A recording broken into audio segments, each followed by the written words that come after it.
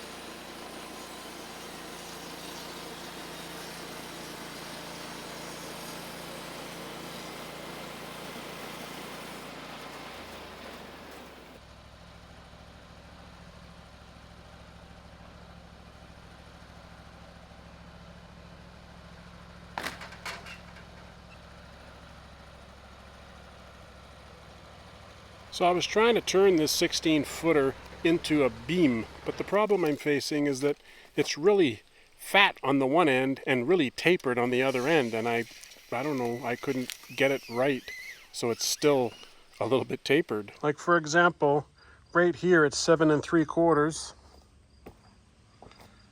Kind of in the center, it's 7 3/4. Somewhere around right here, it's still 7 3/4. But then about right here, it starts to taper off. And you can see right on the end here, it's only about 7 inches. So I'm thinking maybe I could turn this into a 12-footer to be safe. 12 feet will be right there. I'll give it a bit extra.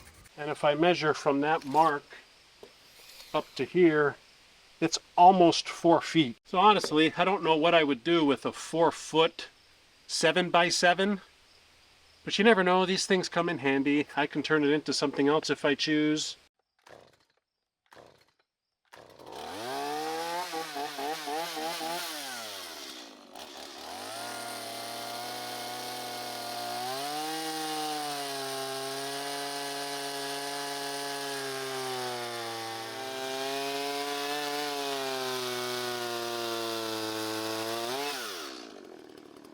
I think that's the way you gotta be in real life. You gotta roll with the punches. You don't always have a perfect log, and I feel like as long as I'm not wasting it, somehow getting some lumber out of it, then I'm doing okay. I think it's pretty interesting that I've done one beam with a 2x. I've done a bunch of different columns and a bunch of different boards, and I'm still working on the same blade. So I wonder, that's a good question, like how many logs can you cut with one brand new blade?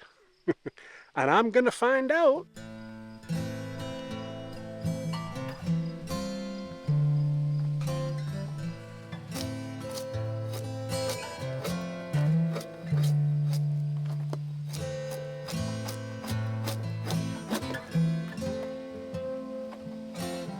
Appreciate you watching the episode. Hope you enjoyed the video. And if you're not already a regular viewer of the channel, or if you just want to watch it again, I'm going to put a playlist up on the screen.